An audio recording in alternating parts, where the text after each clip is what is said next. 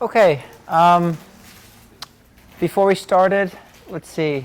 Your homework has been graded. I think some of you guys got it back in office hours, homework 1. And I'm told that your TA, I think Sashank, is going to come and bring them at the end of class so you can pick them up in case you didn't get them in office hours.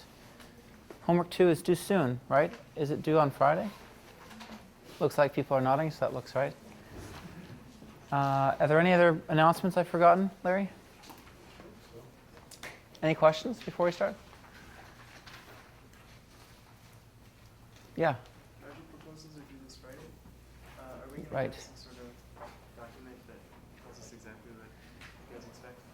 The syllabus has something, right? The syllabus has the project proposal. Is there something in the syllabus? I believe the syllabus says exactly what you should do. There's not much required, frankly. Yeah. I think it's 2 pages maximum for this part. Syllabus has an outline. We usually tell you to write it in NIPS format, so you just go to the NIPS website, nips.cc, and then there's like the LaTeX file. So just use that, and then 2 pages in that format. The syllabus should have more details. Any other questions? Okay. Today we're going to continue with non-parametric regression. I realized like 3/4 of the way in last time when somebody asked a question that maybe I assumed that you guys knew this from either 705 or from the density estimation part, but I never said it out loud, so I figured it would be worth saying. We're studying non-parametric regression. That means that we're modeling the data we observe, the pairs xi, yi we observe as yi is some unknown function f naught of xi plus error. We've talked in detail about this model, right? We can always assume these have mean 0, for example. We talked about the trade-offs you get by assuming x is fixed, etc. But I didn't mention last time that the title of this unit and the title of the field non-parametric regression refers to the fact that we don't make a specific parametric assumption about f naught. So I guess I assume that was, you guys got that either from 705 or from our density estimation unit, but it's worth saying. We don't assume f naught is like a linear function of x. That would be a parametric assumption, right? Or if it's some finite dimensional form, if it lies in some finite dimensional family, like, polynomial of x of order 10 or something, that's still parametric. In non-parametric regression, we don't assume any particular form for the underlying function. So when we make statements about, the mean squared error, like of our estimate to f naught, we assume things like over there, f is k-smooth, it has k derivatives. And maybe it's like Lipschitz, its kth derivative is Lipschitz or something. But that's not assuming a finite dimensional form for f. There are infinitely many functions that could satisfy. That class is infinite dimensional in some sense. So this doesn't mean our estimate can't be, lying in some finite dimensional space. It has nothing to do with our estimate. We could choose f hat however we want. We could do non-parametric regression by estimating, linear function of. We could choose to estimate f naught as a linear function of x. So our estimate can be whatever we want. But when we talk about the errors we make, the mean squared errors we make, we're not assuming parametric forms for f naught. Is that clear? Yeah. So I have a question. So because I'm not quite sure what it means by finite dimensional. So I'm thinking of kernel density estimation. If I told you the endpoints, it defines the kernel. So why can't n be the dimension of the kernel density estimator?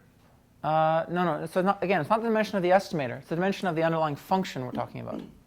So, for example, we're talking about splines with knots at some values.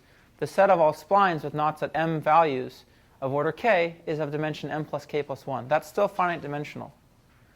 But we're not assuming that the underlying function is a spline when we do, for example, spline modeling. The underlying function is just some smooth function.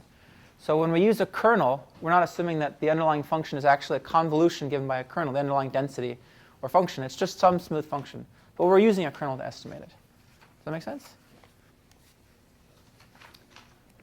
So last time we talked, for example, the last thing we ended on was kth order local polynomials. So at every point we're trying to make a prediction, at which we're trying to make a prediction x, we form a little local polynomial.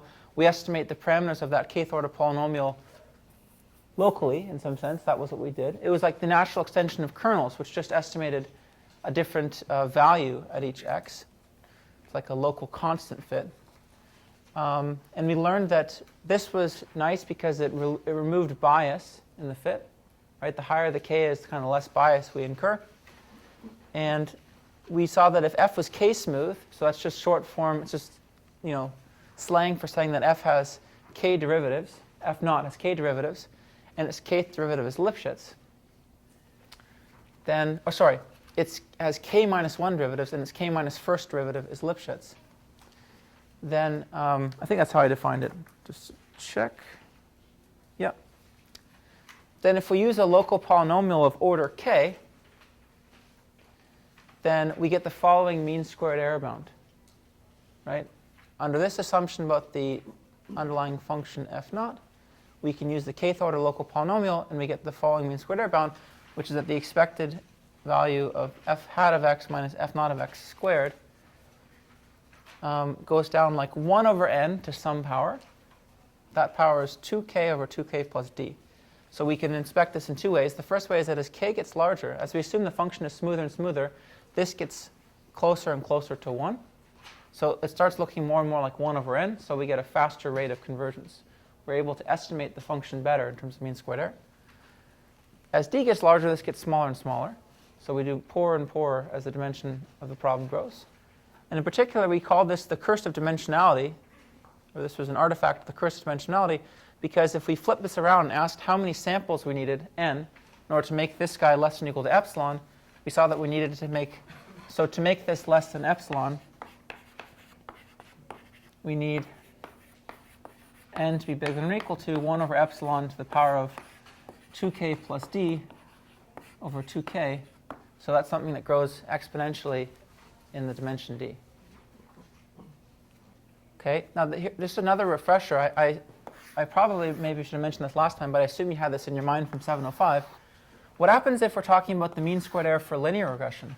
So if we assumed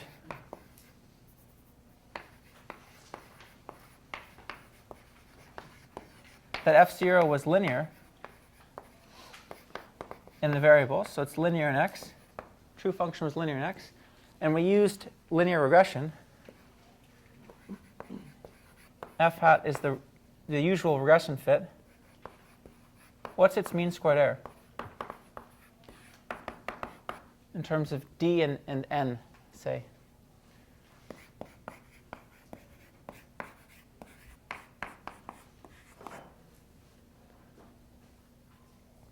It's of what order?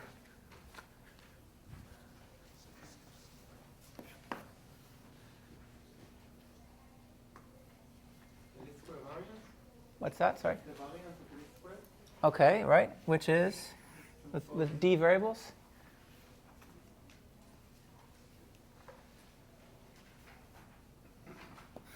So suppose I'm asking for the in-sample error. So I'm asking for, I observed x and y, and I'm asking for x beta hat minus x beta in norm squared. How different are those two? Divided by n points. Well, I should maybe go back to the modeling basics. I think even in the second review lecture of this class, we had that on there. Came from the bias variance decomposition. You're right, it's just the variance. It looks like d over n. So when we think that if d is fixed, then we say that linear regression has a rate 1 over n. So that's the comparison between what we get for, say, non-parametric regression of k-smooth functions versus parametric regression and linear regression in particular. Look at the dependence on n and d, for example. So we can see this is, if d is fixed, this is, again, this is not quite 1 over n, but we get closer and closer as k gets larger, smoother and smoother the function. If d is not considered fixed, and we consider the dependence on d here, the dependence here is much worse on d still, right? In order to get this mean squared error less than or equal to epsilon, we need something like 1 over epsilon to the d samples. Here, if we want to make this less 1 over epsilon, we only need, right, d over epsilon samples on that order. So we still need more samples as d increases, but the dependence on d is not nearly as severe. So just keep that in your mind when we're talking about non-parametric regression, the comparison to, like, say, linear regression. Any questions about that? Okay, we'll revisit the linear model case later in the class, maybe in 4 or 5 lectures or so, and we'll talk about doing linear regression in high dimensions, so when D is very large, and trying to do it in a sparse way. We'll see we can actually do better than D over E, or D over N. If we use a linear estimator, when the underlying, if we assume the underlying function stays smooth, then how bad is the MSE? Probably pretty bad. I mean, I don't really know the answer to that specifically, because I suppose it depends on a little more details of the problem. But yeah, we're not going to get close to the minimax rate. So this, by the way, we mentioned in passing was the best you can do for k-smooth functions, so we're doing kind of the best you can do. If you fit a linear model to it, you're not going to get close to that. But I don't really have a precise answer for that.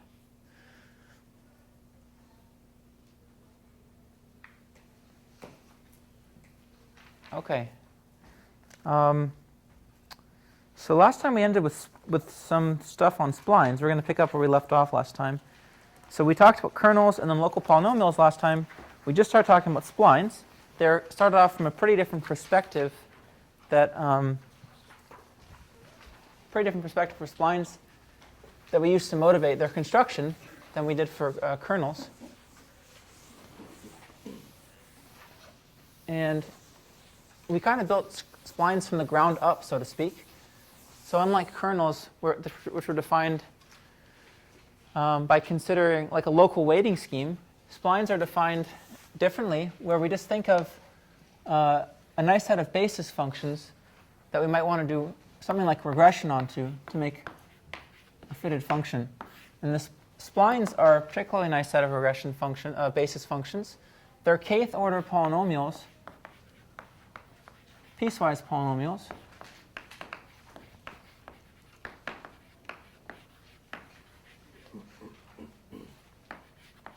such that the 0, the first, all the way through the k minus first derivative is continuous. It's a very smooth piecewise polynomial, smooth in all of its lower order derivatives at the boundaries that define the pieces, right? So for example, if I say that I have a spline at knots T1 through Tm, then between each of these knot points, let's suppose just for simplicity that they were ordered. Between each of these knot points, the spline is just a single polynomial. So it can be a different polynomial on each one of these intervals, T1 to T2, T2 to T3, etc. But it has a special property that at each of these knots, like T2, etc., it's smooth. And everything, and every derivative from the function itself, the 0th order derivative, all the way up to the k minus first derivative. And we saw that if we had knots T1 through Tm, then the truncated power basis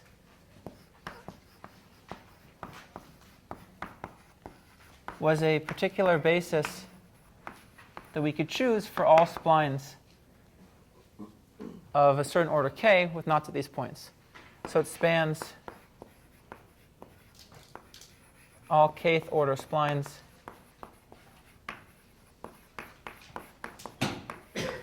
with knots in T.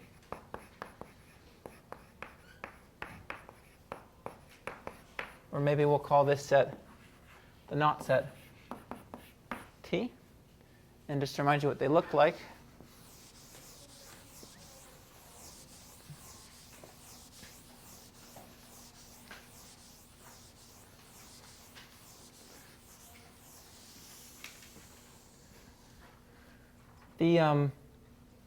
the first k plus 1 of these truncated power basis functions just give us polynomials. So by the way, the truncated power basis, there's m plus k plus 1 of them.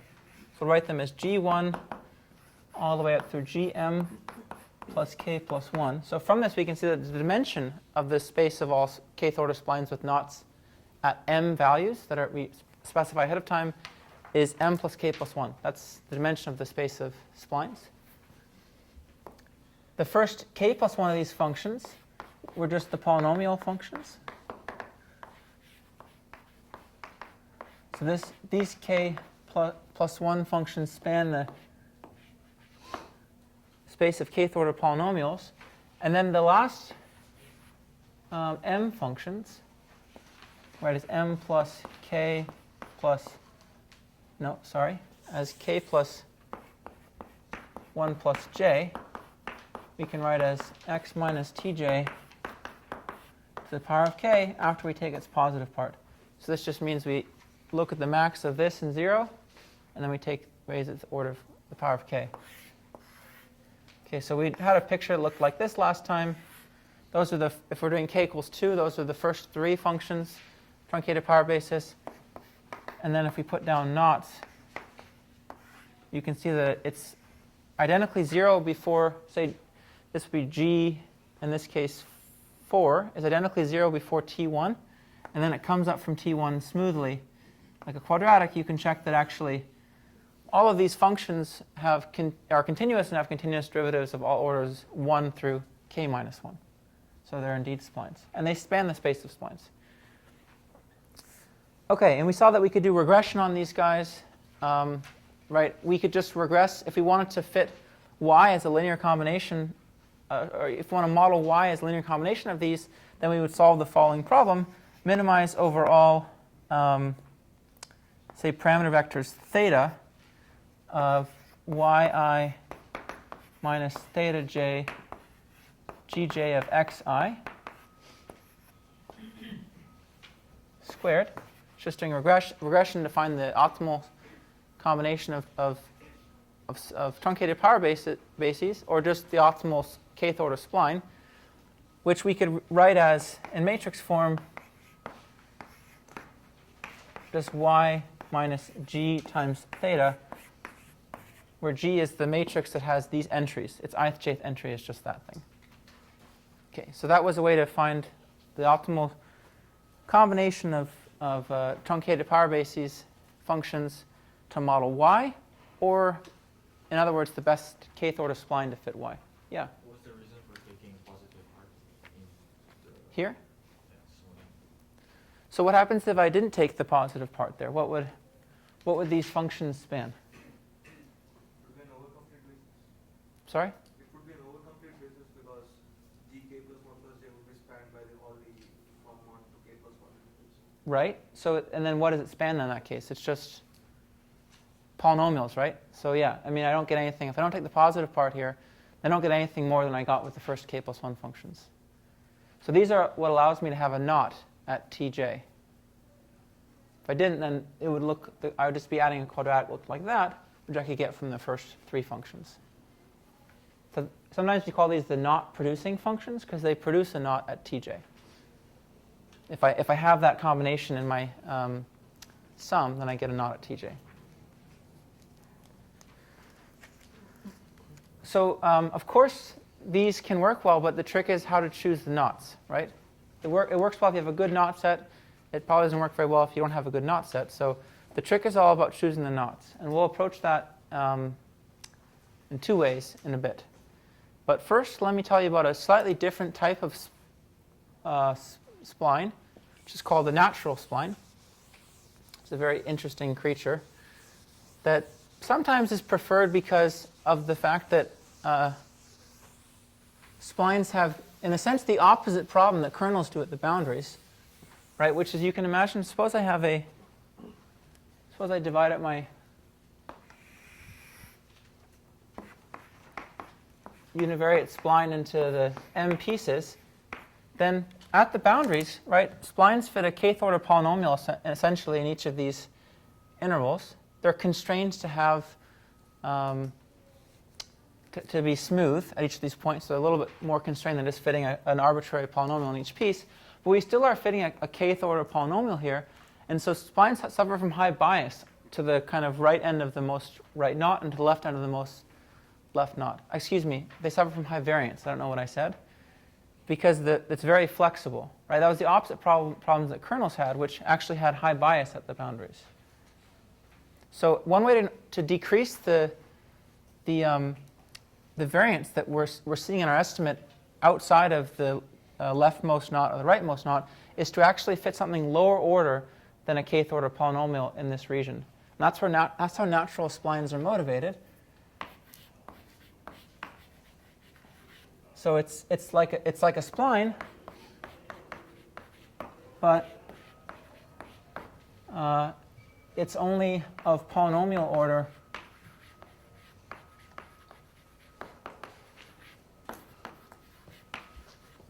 see if I can get this right. I think it's k minus 1 over 2. Yeah. To the left of T1 and also to the right of Tm. So we're allowed to fit a kth order polynomial in each of these parts, but it has to be something of lower order to the left of T1 and to the right of Tm. So let's just think about k equals 3. Then what is the constraint that we're making to the right of T1 and to the left of, sorry, the left of T1 and to the right of Tm? Right, we're forcing the function is linear beyond the knots.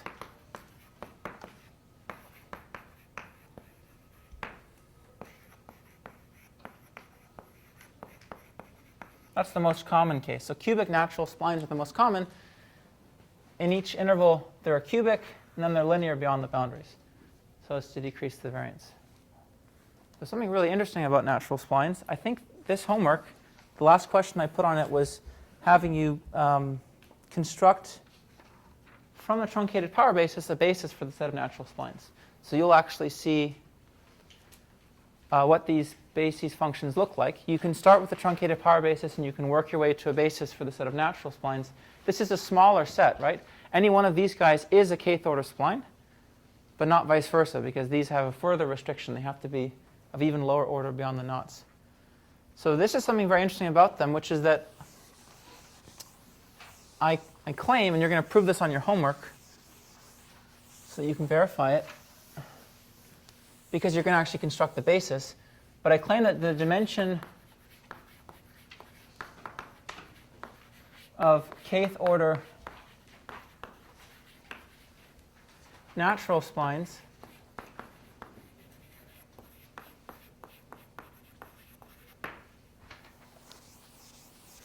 with knots at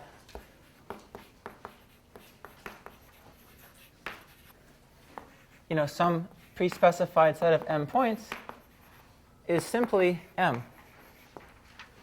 So remember, it was m plus k plus 1 for splines. For natural splines, it's just m. It's very curious. And in fact, Larry told me I was wrong last year when I said this to the class. So this year, I have you guys prove it, so we can try to convince Larry that it's right. No, but it is actually very strange. We've banged our heads against it intuitively for a while, but it doesn't depend on k. That's the very strange part. So if I ask you to fit a 10th order natural spline with knots at these 20 points, the number of degrees of freedom you're using, or in some sense the dimension of that space, is 20. If I ask you to fit a cubic natural spline with knots at these 20 values, it's still 20. It doesn't matter the order of this natural spline being fit. So like I said, you'll prove that in the homework. Here's an intuitive proof for it. Let's just try to count the number of parameters we have, the number of constraints we have. So I have m knots, which means I have m plus 1 regions, right? And I actually have m minus 1 interior regions. So the number of interior regions, excluding these two, is m minus 1. And in each interior region, I'm fitting a polynomial, and so I get k plus 1 free parameters there, right? And on each exterior region of these two, I'm fitting a polynomial of order k minus 1 over 2. So the number of parameters for that is k minus 1 over 2 plus 1 for that polynomial. So it's k plus 1 over 2. And there's two such regions. So that's the number of parameters that I get from fitting all those polynomials. Now there's the constraints we have to consider. The constraints actually force the function to be smooth in all lower orders at the knots, right? So that means that at each one of the m knots, I'm placing how many constraints? It has to be continuous of all orders 0 through k minus 1. So those are k constraints. So the number of constraints total is m times k. So if we work this out, this should be m, unless I've done something wrong. Let's just go ahead and do this. This is m times k minus k minus 1 yeah, plus m minus k minus 1. This guy just gives me k plus 1. And this is just m times k again. So these cancel. Yeah, look at that. The k's cancel, the 1's cancel, and it's just m. So if you believe my counting argument, that was one way to see that the dimension of that space is just m. But on the homework, you'll actually construct the basis. So you'll be able to prove in a more definitive sense that it's just m. I'm sorry? Do you allow k to even number here? Yeah, so for natural splines, we don't. It's a good question, because then this wouldn't be defined. So I guess 10th was not a good example. 11th order natural spline versus cubic, they have the same degrees of freedom. Why this particular choice, k minus 1 over 2? Well, there's kind of two answers. The first is that the one we always think about is the cubic spline case, in which case they're linear beyond the boundaries. So all the software you see for natural cubic splines or natural splines, it's all for the case k equals 3. And in that case, it's linear beyond the boundaries. The other answer is that that's what makes the dimension come out to be exactly m. So it's a choice of constraint beyond the knots that allows the kind of dimension of this function space being fitted to be independent of k. Yeah? I think that the tail region contains all the bases y, but it's not k minus 1 over 2. I didn't understand the question, sorry. I mean the tail region consists all the bases, not only the k minus 1 over 2. The tail region, no, so I didn't tell you what the basis yet was for this. The truncated power basis doesn't span this. It spans the bigger space, which is just the space of kth order splines. Kth order natural splines, I didn't tell you what the basis is, but whatever it is, it's going to have to restrict itself to being a polynomial of order k minus 1 over 2 in these regions. You'll see that when you construct it on the homework. Yeah? You said this proof was an intuitive proof, so what's the difference between intuitive proof and Well, I mean, I think this is a proof, but it's not really, subtracting constraints from parameters is not really telling you that that I've actually found the dimension of the space. You may have some argument that, this isn't really a rigorous way of showing that the dimension of the space is m. The actual proof you're going to do on the homework is you're going to write down m functions. I'm telling them to you on the homework, and you're going to prove that any natural spline can be written as a combination of those. And therefore, the dimension is going to be exactly m. OK, so now we're going to get to the portion on how do you choose knots. So there's a bunch of classic work in non-parametric regression that I'm not going to cover, which says that you can choose knots in a two-step fashion, or you can estimate a spline in a two-step fashion. The first step is to choose the knots in some greedy way, and there are lots of algorithms to do that. They have kind of fancy names. I think Turbo is the name of one algorithm, if I'm not forgetting. Is that right? I think Turbo is an algorithm by Jerry Friedman to greedily select knots. And there's a bunch of other kind of greedy methods you can do. But people have mostly moved away from that, as far as I can tell. And people usually use one of a few regularization methods to select knots. And we'll talk about the first of those right now, which are these are a very, very common way to do spline fitting. Probably the most common. Now they're called smoothing splines.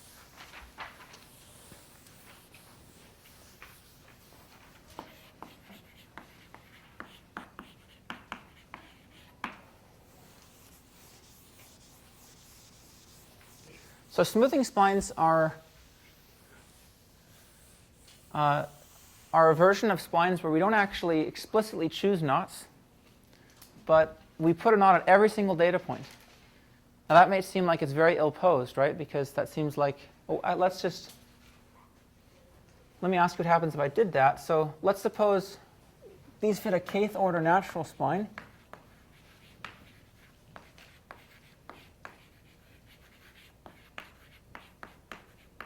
And they say that the function is allowed to have knots at any of the observed values, x1 through xn.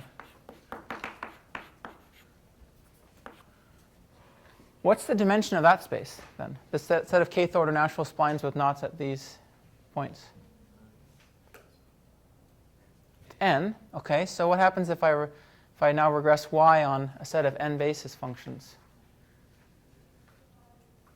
I get a perfect fit, right? If I regress y onto a set of n basis functions, y is of length n, then I get a perfect fit. So in other words, I predict at each xi the value yi right back.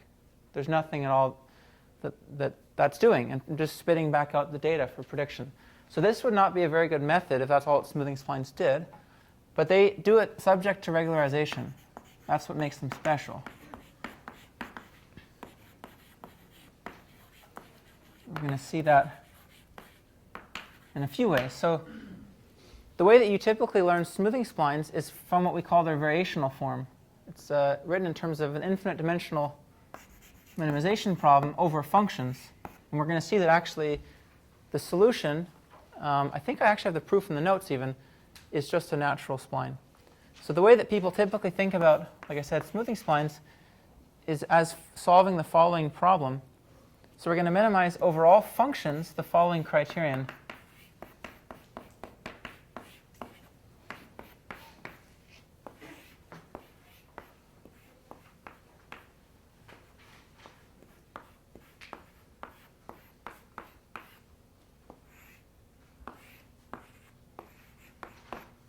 So this is saying that we want a function that's close to y in terms of its predicted values in the squared error sense, but also is small with respect to this penalty term. Lambda is a tuning parameter, just like we've seen, say, for ridge regression or lasso or anything else like that.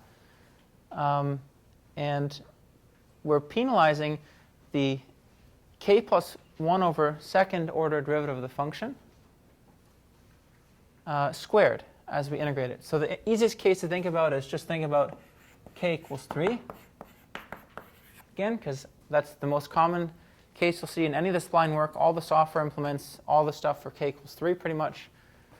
So that this is just equal to the second derivative of f squared dx, right? Because k plus 1 over 2 is just 2 when k is 3.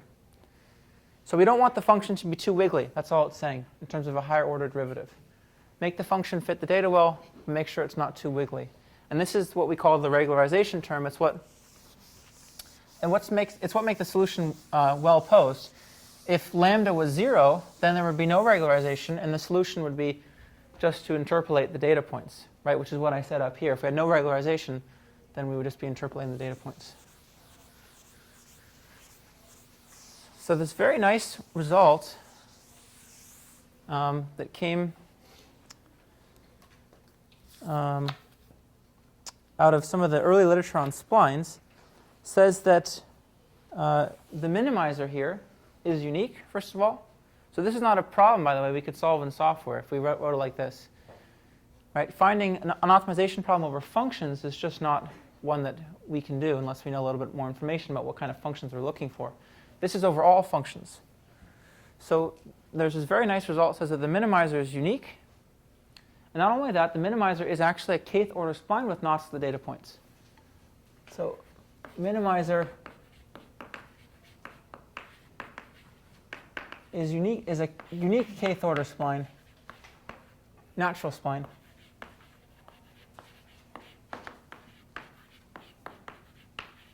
With knots at x1 through xn. And I think if I don't have the proof in the notes, no, the proof's in the notes. You can see it there. So the proof is really following integration by parts and some of the special properties of natural splines. It's really just about a page. It's page 11 in the notes. I think it's a very beautiful result. But we're not going to cover it because I don't think it gives much insight. It's just a bunch of kind of careful calculations with the natural splines. But once we know that people have established that, then we can just decide to restrict our attention in this minimization problem to kth order natural splines, right? That's the beauty of it. And we know that that space has dimension n. So we can write this as a, we can we can write this as a finite dimensional minimization problem. And so I've done that in the notes. I think I used notation eta. So I said, let's suppose that these guys were a basis for the natural splines with knots at x1 through xn. We know that we can actually use exactly n of them to span that space. And these were the coefficients we're trying to solve for.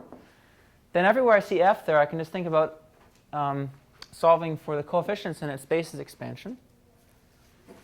And I can turn this into a minimization problem then over beta, which is finite dimensional. I'll only need to find n coefficients. And so I can rewrite that. By just plugging in there for beta j nj there. So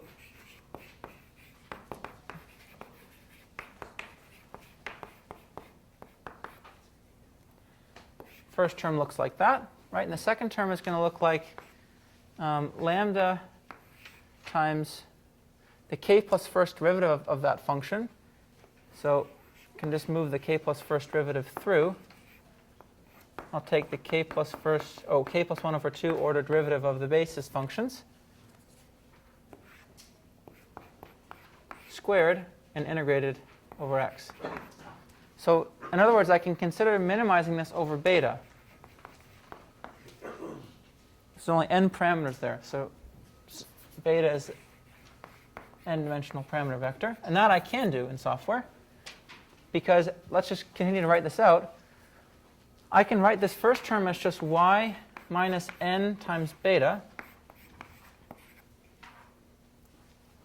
where n is the matrix whose ith jth entry is this, eta j of xi.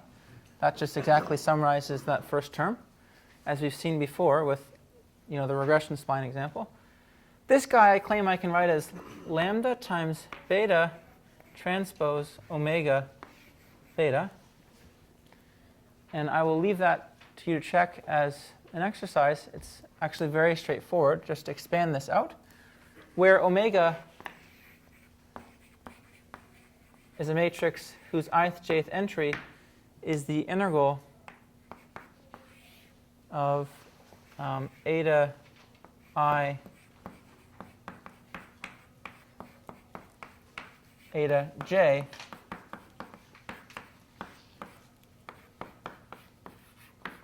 after I take their derivatives and multiply them by each other. Okay, so in other words, n is a constant once we have data, right? It just involves evaluating some known basis functions over the xi points. Omega is a constant too. We just get it from taking some known basis functions and then taking their derivatives, multiplying them together, and integrating. So these are directly computable from data. They only depend on x. The only parameters here are beta. So this minimization problem is really quite simple. It looks like ridge regression, right? But it's ridge regression with a matrix here. So we call it generalized ridge regression. Okay, and in fact, the solution, if we set that criterion equal to 0 and we solved, took its gradient and set it equal to 0, we can see that the solution is just given by n transpose n plus lambda omega inverse n transpose y. So after some manipulation, this very fancy smoothing spline problem really reduced to just doing kind of like a generalized ridge regression of y onto the natural spline basis. These are the optimal coefficients. And then so once I have those coefficients, I can express the function just like this. Any questions about that? Yeah? The etas are the basis for the natural splines. Correct, yeah.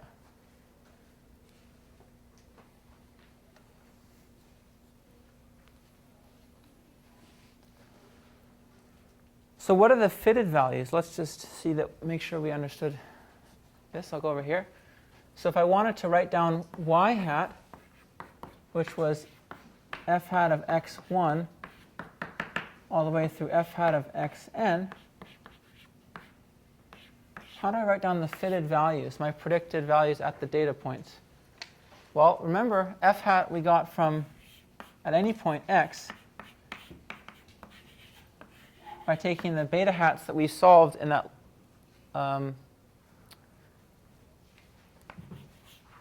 equation over there and multiplying them by the basis functions evaluating the x. And therefore, f hat of xi is just going to be given by, this is supposed to be beta hat j, eta j of xi. And so in other words, I just get it by multiplying the basis matrix n by beta, right? N, just to remind you, nij gives me eta j of xi. Each say row of this basis matrix gives me all the evaluations of my basis function at one data point xi. So if I take the inner product of that row with the coefficient vector, it gives me the prediction at xi. And so then this vector, the basis matrix times beta hat, is just gives me the vector of predicted values, fitted values of the data points. Right? And just following from what we had up there,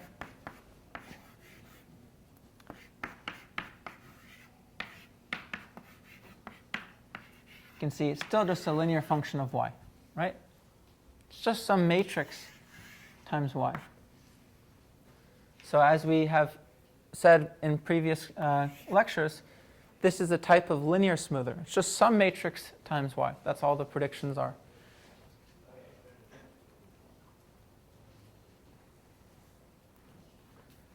Questions? Yeah.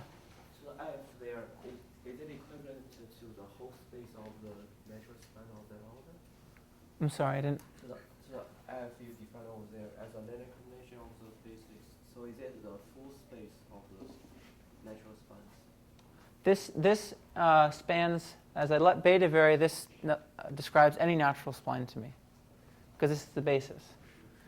So basis means that any linear combinations of them give me, if I say that eta j is the basis for f, some capital F being a function space, then it means that any little f in capital F, any function in that function space, can be written as a combination of these functions. And this is a particular basis for the set of natural splines.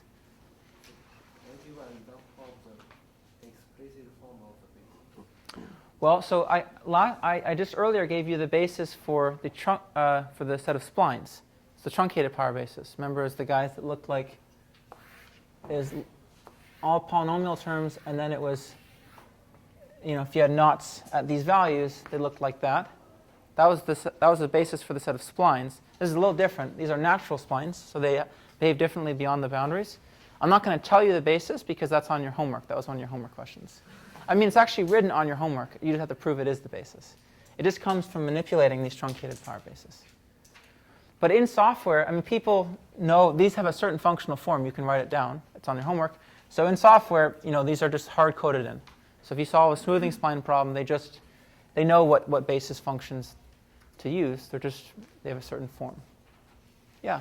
If we're using another basis other than the natural splines, can we get the same beta here? If I choose something else than natural splines, it would give me a different answer, right? If I regress y onto one set of basis functions versus another, it would likely give me a different answer. I'm saying if I'm not using the natural spline. Yeah, are you asking if I'm changing the particular choice of eta as a basis, or if I'm not using natural splines at all? Not using the natural spline. Yeah, so in that case, it would give me a different answer. If all you said you wanted to choose a different basis, because there are different ways to represent natural splines. Truncated power basis is one way to represent splines. Another way is using what's called B-splines. They all span the same space. Any choice of basis here would result in the same answer, or really in the same fit over there. But if you decided to do something completely different, like not use natural splines, but try your favorite function space that you made up, that would result in something different. The reason that the motivation for using natural splines is actually this problem, which you may argue is natural just from first principles. Its solution is a natural spline. That's where they came from, in a sense. And I didn't prove that for you guys, but that's in the notes. Also, what's the role of K here? Are these independently with So K is a modeling choice, just like lambda is. So K has to be odd here for smoothing splines, right? First of all, because otherwise this wouldn't be defined. Or natural splines aren't even defined for even K. So you're going to get out a piecewise polynomial of order K. So it's a modeling choice. If you choose K equals 3, you're getting out a smooth function. If you choose K equals 1, you'll get out a piecewise linear function. So different Ks will express themselves differently in terms of the mean squared error, for example.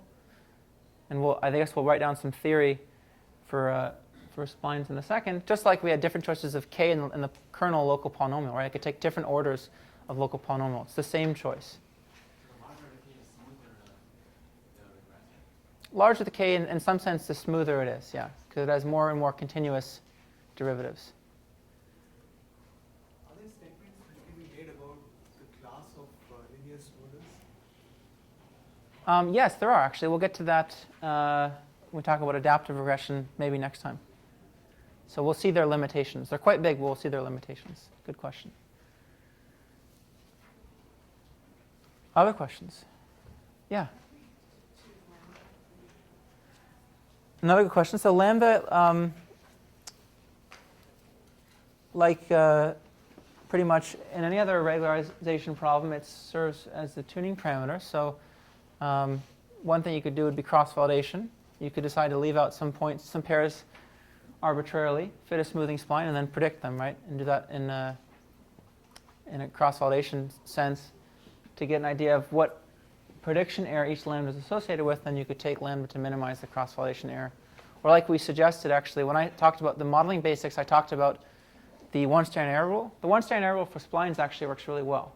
So this is an example, I think, where heuristically in practice, if you use the one-standard error rule with cross-validation, it tends to give a much smoother fit than you would if you just chose lambda to minimize the cross-validation error.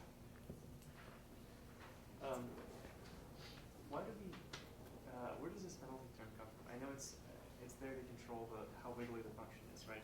Penalizing having an overly complex model. But is there in other techniques I've seen when there's a regularization term, sometimes it comes from the theory. Like, where does this come from? Do we just decide we don't want functions that are going to be too wiggly, so we're going to put this in here, or does it actually come from somewhere? It's a good question. Yeah, this doesn't have. I mean, in other cases, the regularization terms people might say come from somewhere, but I think most of the time it comes from convenience, even though people tell you otherwise. I think really regularization terms come from the fact that we know if we use a certain regularization term, we get certain behavior, and we can analyze it, and we can also solve the problem efficiently. And that's really the case with this particular choice. However, I will tell you that this is an example of something more general, which is called which fits into this framework of reproducing kernel Hilbert spaces. And we'll talk about that, I think, right after the break today. So you'll see this is one choice of, like, we call a roughness functional that you could choose in a more broad sense.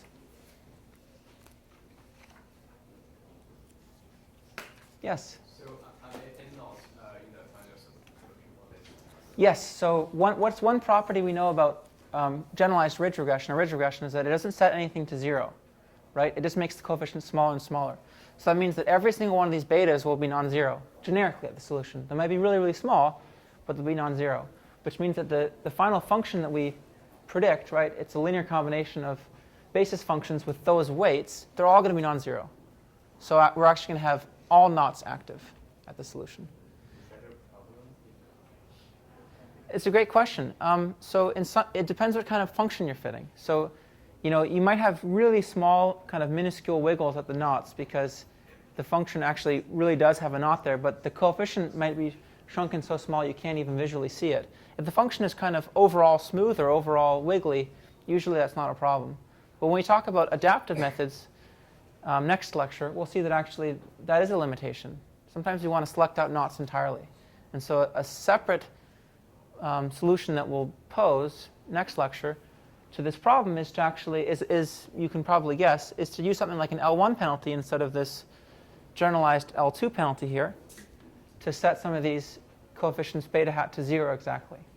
That'll actually select out some knots in a much smaller set than n. All good questions. I think I'm going to skip all this range form stuff. We're a little short on time. Maybe as a midterm practice, I'll just write down, like, I'll turn this into a midterm practice problem, because it actually helps you, I think, understand what's going on with splines. But as of right now, I think it's probably more important we just move on. I will say, though, that just here, so I've been talking about the truncated power basis as the basis that we use for splines, and then also something very similar to it that we derive from the truncated power basis for natural splines, because that's the easiest one to understand. We wrote it down. We could actually write it down, and we saw the pictures. They kind of make sense that they span the space of splines. In software, people never use the truncated power basis because they have a lot of numerical issues.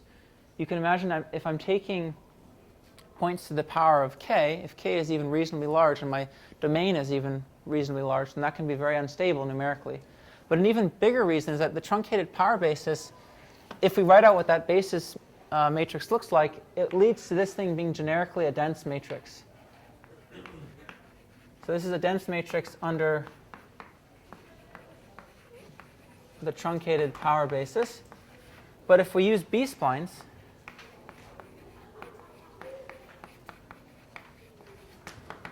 B-splines are a different type of basis that span the same space. They also span, I can write down B-splines that span this set of natural splines of order k with knots at x1 through xn. They're much more complicated to write down.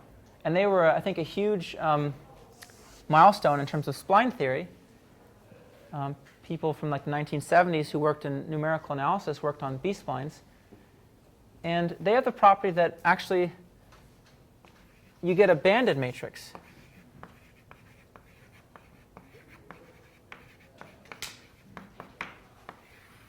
Up there. And that the bandwidth for that matrix only depends on k, the order of the spline. So if you think about k being small, like 2 or 3, or 3 or 5, so it should be odd, then this is really a banded matrix with a constant bandwidth, which means that we can solve this linear system in order n time. So just a caveat for computational sake.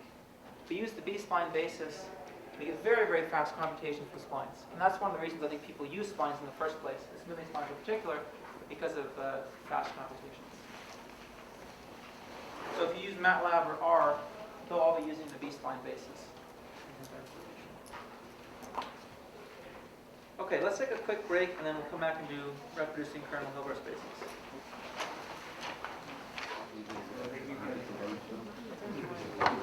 Okay, I'm going to start with a joke because it's kind of a long one this week. I hope to get to RKHS stuff before this joke, because the joke is about RKHS.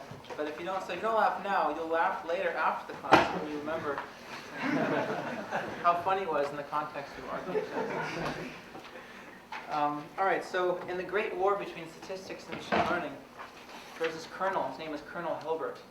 And tragically, he passed away in some battle. And some of the Army engineers were thinking of actually creating a second copy of him. They were really excited about this idea. So they brought it to the Army generals. They said, "We have this machine we built to construct a new Colonel Hilbert." And the military general said, "How is that possible? There's an infinite number of parameters." And the engineer said, "Don't worry. We built a reproducing kernel Hilbert space." Trust me, you'll laugh when you realize how funny it is in the context of this problem.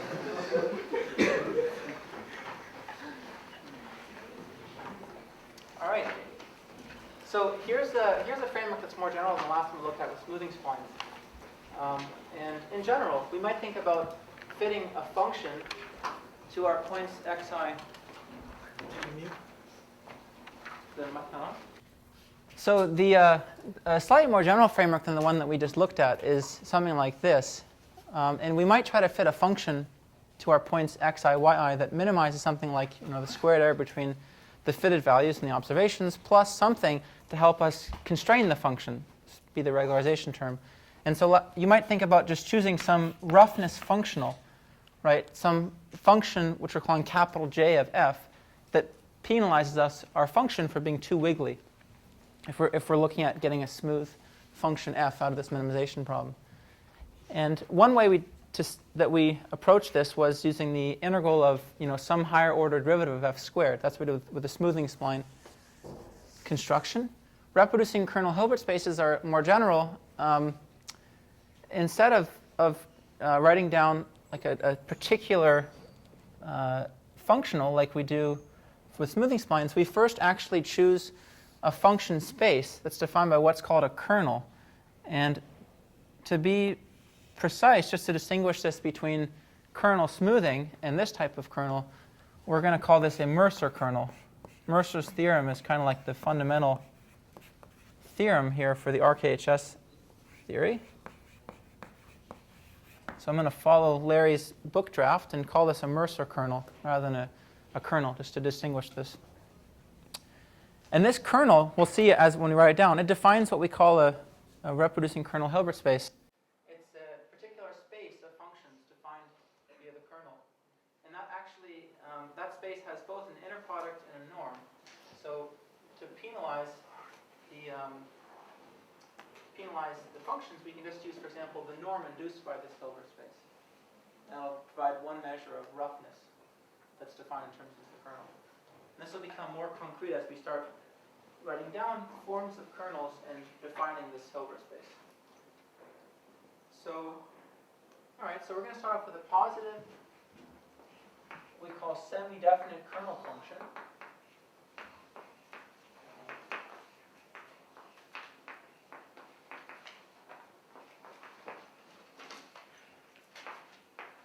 K. And it's going to go from RD cross RD to R. So this is the setting in which we can just jump to the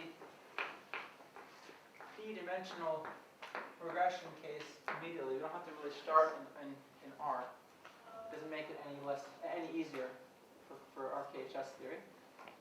And some examples of these would be like the polynomial kernel. So if I have 2 points, x and z, we define a kernel between them like this, polynomial of order k. So you can probably guess this will give us out things similar to what we saw with kth order local polynomials with kernel smoothing, and also with kth order, say, natural splines or something. Or we can choose what's called the Gaussian radial basis kernel, which is just going to be something like this. Right? It's like the Gaussian density evaluated at the distance between x and z. And then this serves as kind of like a similar to a bandwidth inside the kernel, or 1 over a bandwidth. Okay, so those are 2 examples of kernel functions. Probably the Gaussian radial basis kernel is, I think, more commonly used. Mercer's theorem, this is where it all comes from, tells us that if you have any such positive definite or positive semi-definite kernel like those 2, then we have the following decomposition of the kernel, which is that I can always write k of xz as an infinite sum of gamma I times phi of x times phi of z I equals 1 to infinity. This is really like an eigendecomposition, but for a function. Think of k as a matrix. So if k was a matrix and not a function, a bivariate function, a bifunction, this would be like its eigendecomposition, right? This would be like its eigenvectors, and this would be like its eigenvalues. For a function, this is also kind of like an eigendecomposition. Mercer's theorem, a very old theorem, tells us that any positive definite kernel admits such a decomposition. And these eigen values satisfy, they're all non-negative. That comes from the fact that it's semi-definite. And they also are square summable. So if I take the sum of their squares,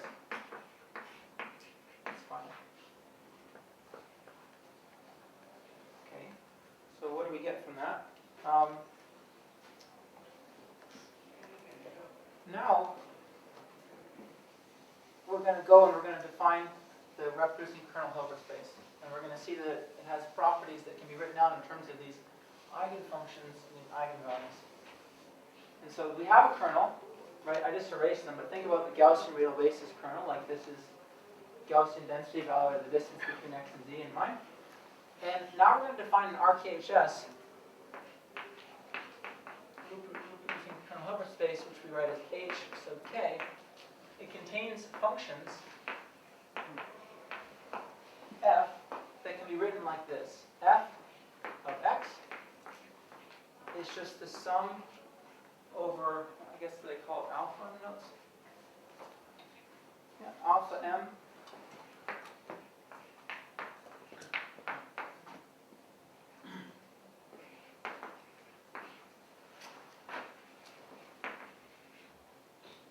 So if I just throw down a bunch of points Zm, this set capital M can be an infinite set, can be uncountable. Throw down a bunch of points, I'm taking linear combinations of those kernels as a function of their first argument. That's what gives me a function in the reproducing kernel Hilbert space.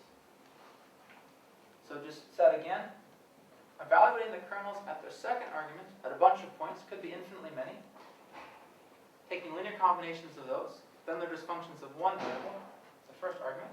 That gives me a function f of x. That's what defines the reproducing kernel Hilbert space. Any such function that can be written like this. So again, you can see that it's infinite dimensional, right? Because I didn't put any restrictions on how many points Zm I could choose. Yeah? For each function, can you use a different set of points, m?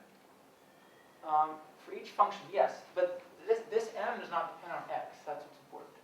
Yeah. That's a good question. For different f's, they can use different points.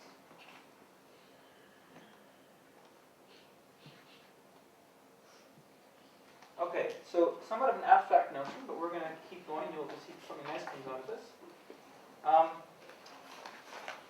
It turns out that we can always express, we can always write any such function f in terms of the eigenvectors.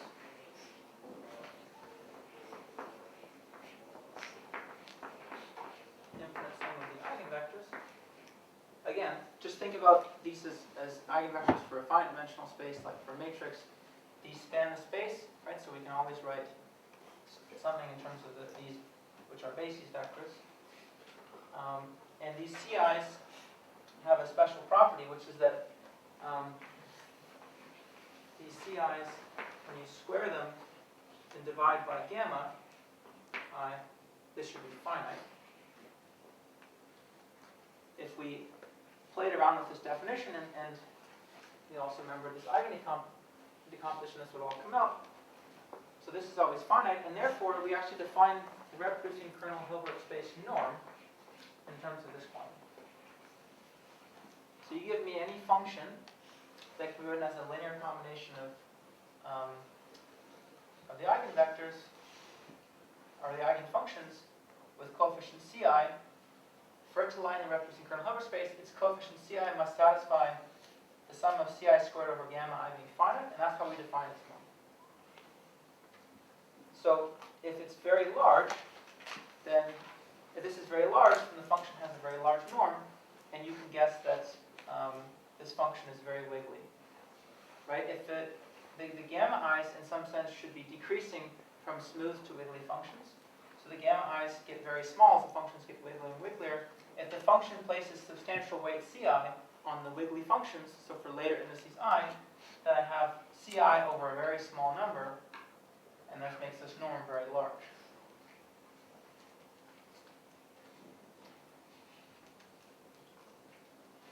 So another kind of remarkable achievement of RKHS theory, and a special case of this is actually the smoothing spline result, which I just wrote down for you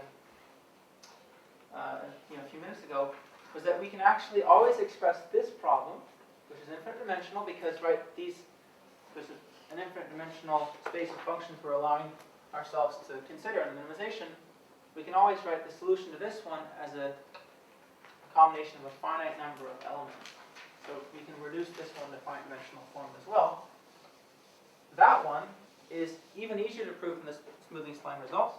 And your next homework, you're going to prove it. It's laid out in the next homework kind of in some pretty straightforward steps, so you can follow the steps there.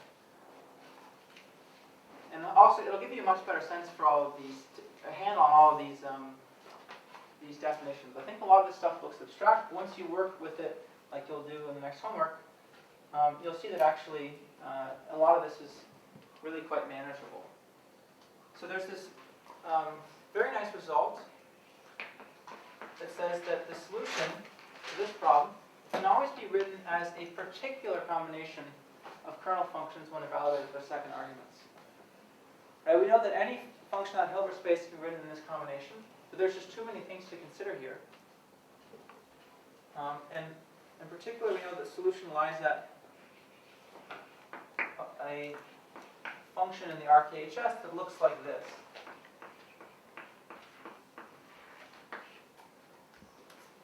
It's a sum over kernels when you evaluate them at their second arguments being data points.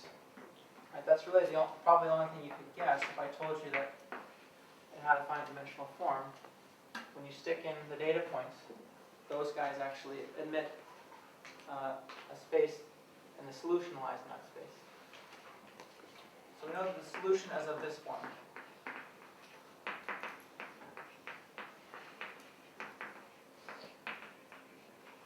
Again, that's what you'll prove on the homework.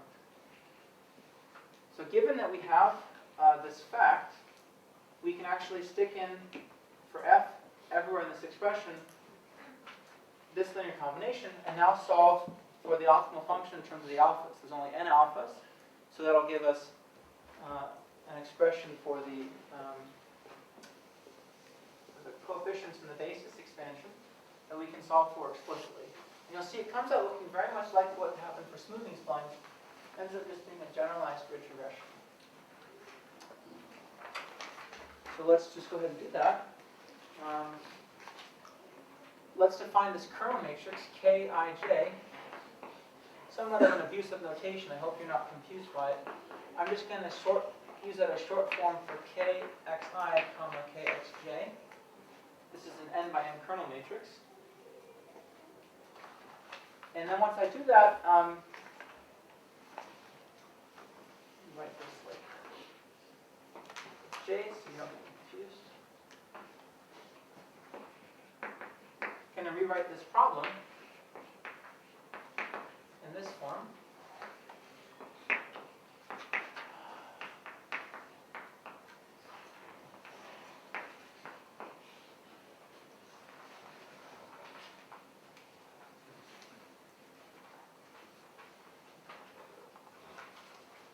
Okay, and it turns out that the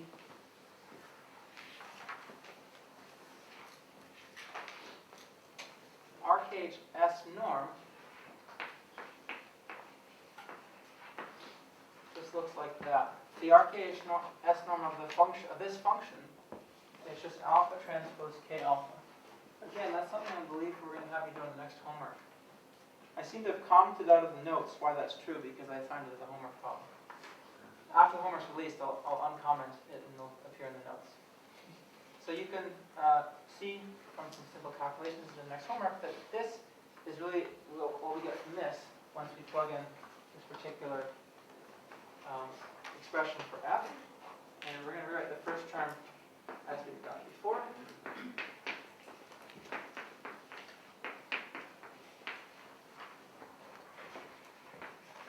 And we can solve and set equal to 0 to find the optimal alpha, right?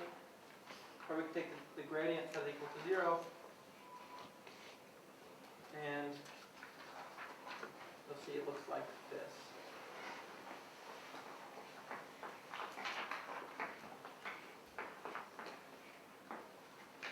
So again, the solution is still just a linear function of y. And just like we had before, fitted values, right, which are given by k times alpha at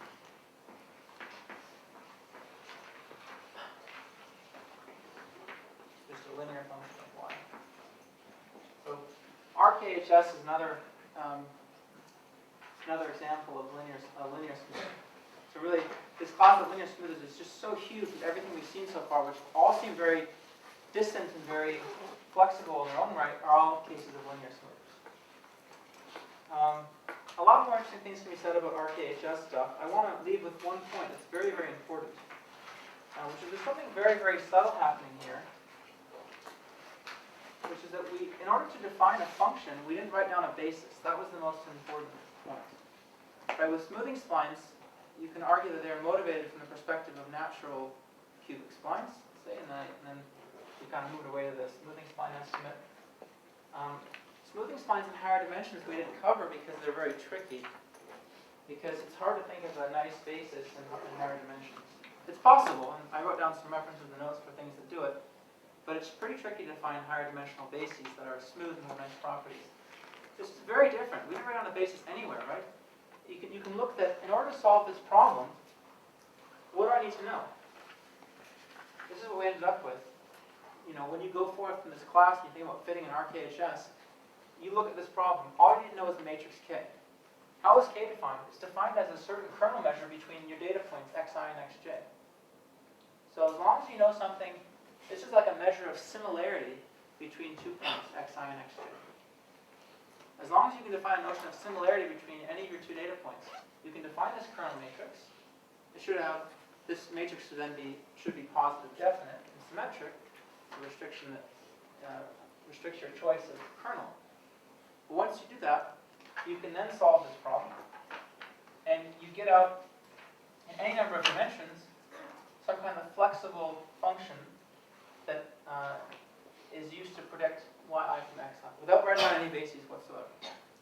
That's a very powerful notion that we have with kernels that doesn't only apply to kernel non-parametric regression, but also to classification, principal components analysis, etc.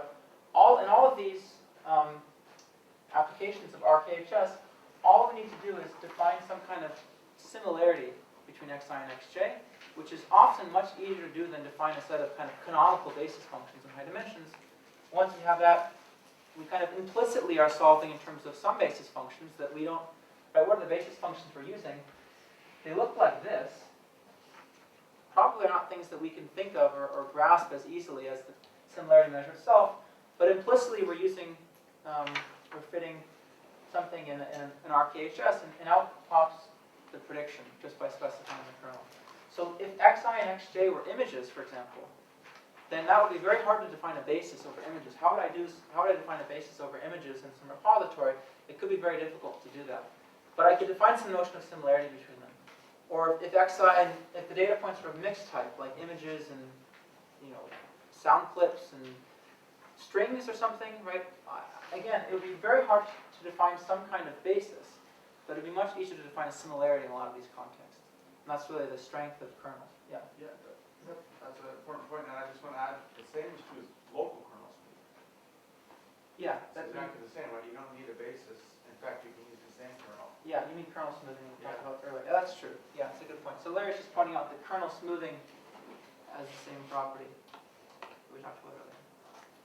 But I think people tend to use the RKHS framework more broadly, right? I know, but you can use, I have to say that's a bit mysterious to me, because you can use kernel smoothing anytime you can use RKS, because you have a kernel.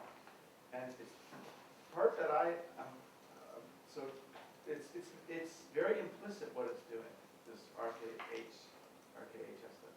Whereas kernel smoothing, as opposed to RKHS, it's just taking a local average. It's very easy to understand. So I'm not sure I understand the preference people seem to have for these kernel workspaces. Well, I guess I'm not aware of how to use kernel smoothing for something like PCA. No, I'm talking about regression. Regression. Okay, yeah. Yeah, I agree. It's a little bit more abstract. And then, the kind of amazing thing is that these different methods, which seem so diverse, in terms of motivation and how we study them, they all result in some matrix times y. That's all they come down to. And next time, we'll talk about that class, linear smoothers. We'll learn a few nice tricks for linear smoothers, how to do things like cross-correlation and such, and then we'll learn their limitations. Sasha has your assignment.